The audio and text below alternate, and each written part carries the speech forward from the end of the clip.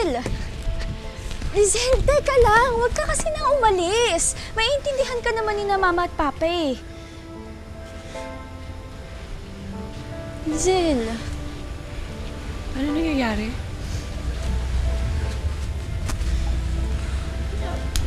Ma, alis na po muna ako.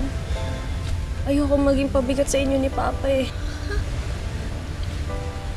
Ay, hindi ko naiintindihan. Ano ba nangyari? Tsaka saan ka pupunta? Ma, hindi niyo maintindihan eh. Magagalit lang kayo sa akin. Alam mo, talaga magagalit kami sa'yo kung di mo sasabihin sa amin. Isa pa, maiintindihan ka naman namin eh. Sabihin mo lang.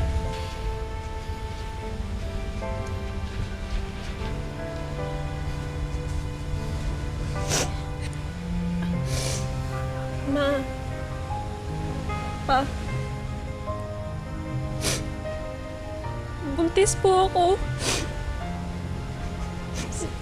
Si John Ray po yung ama. Yung boyfriend ko.